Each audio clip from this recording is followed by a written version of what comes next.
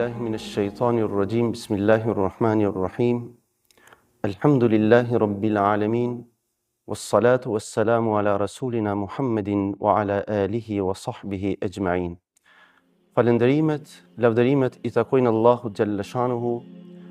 Atë falenderojmë për ti falje e ndihmë kërkojmë. Salavatet, selamet, përshëndetjet më të përzemërta si gjithmonë i qojmë dhe duhet t'i qojmë për profetin Muhammed, paqja dhe shpëtimi i Zotit qoftë mbi të, për familjen e tij të ndershëm, për shokët e tij besnik dhe për gjithë besimtarët që ndjekin rrugën e tij deri në ditën e gjykimit. Të nderuar besimtarë dhe besimtare, Ramazani është një muaj që duhet vlerësuar në mënyrën më frydhënëse të mundshme, si gjatë ditës, ashtu edhe gjatë natës. Një nga rrugët e vlerësimit të tij është edhe që të ndash sa më shumë nga ajo që të ka dhuruar Allahu xhalla shanuhu përsëri për në rrugën e Zotit të madhëruar.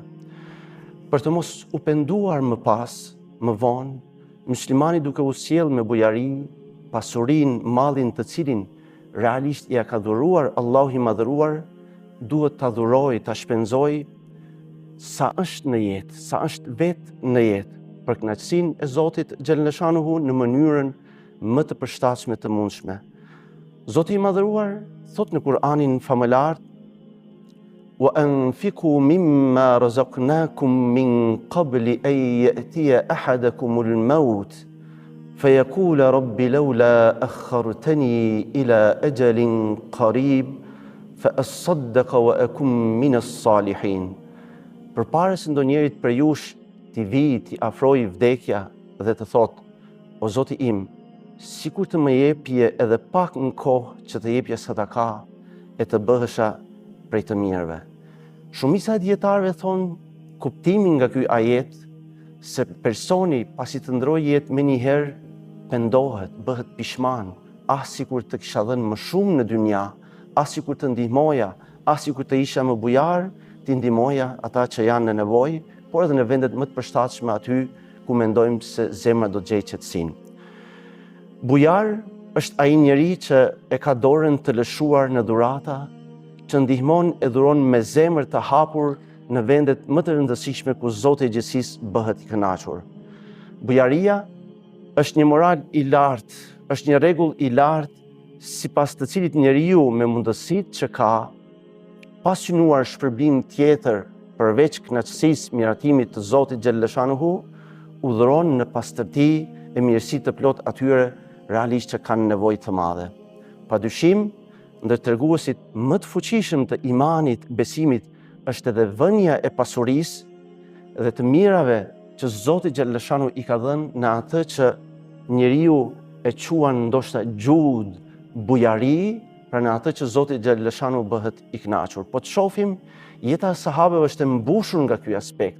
Pra kishte sahabë që jepnin më të shtrejtën, më të dhemshmën, vetëm për të pasur imanin, besimin në gradën më të lartë.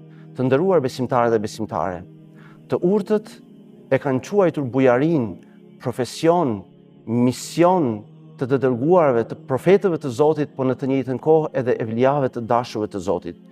Njeriu që beson se mallrat dhe ngjarjet janë veç një shprehje e emrave dhe cilësive të lartit krijues për të Allahu xhalla shanuhu, dhe njëri prej emrave kryesor është Ar-Razzaq, ai që udhëron rrezikun të gjitha krijesave dhe e besojnë se përmes këtij emri Zoti i gjithësisë do t'i ushqejë të gjitha krijesat në tokë, ashtu siç thot në Kur'anin famëlar, të ushqyerit e të gjitha gjallësave në faqen e dheut i takon Allahut.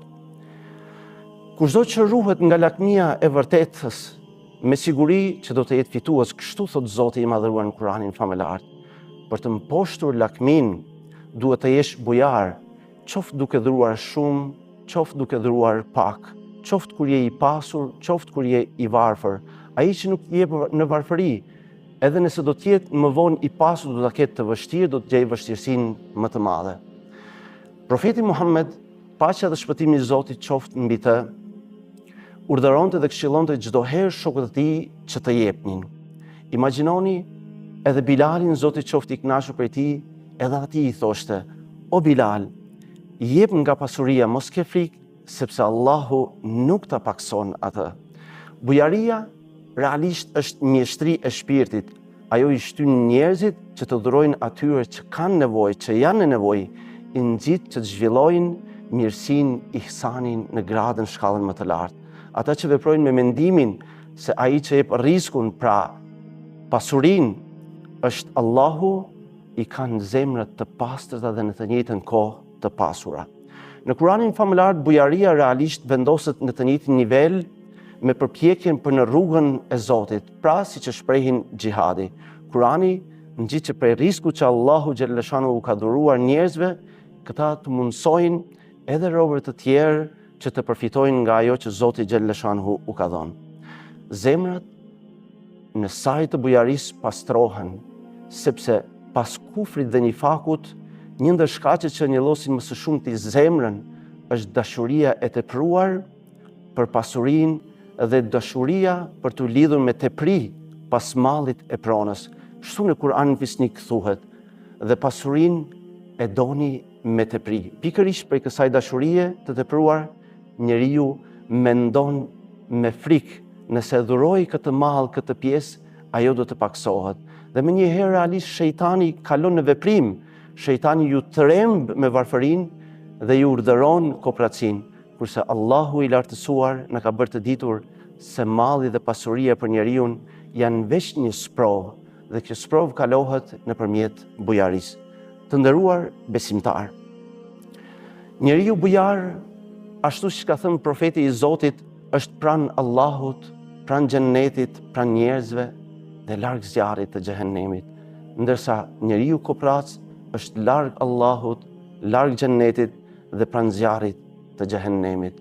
Lutim Allahun xhalleshanu të na bëj njerëz bujar me zemër bujare. Lutim Allahun xhalleshanu që në këtë muaj të begat të na i pranoj të gjitha sakrificat, të gjitha ndihmat, të gjitha dhuratat, të gjitha pasuritë që japim për hir të Tij. Lutim Allahun xhalleshanu të na bëj për robërit e Tij të devotshëm, të sinqertë dhe të na shpërblet të gjithën me xhennet. Allahu na lehtësoft dhe na pranoft agjërimin.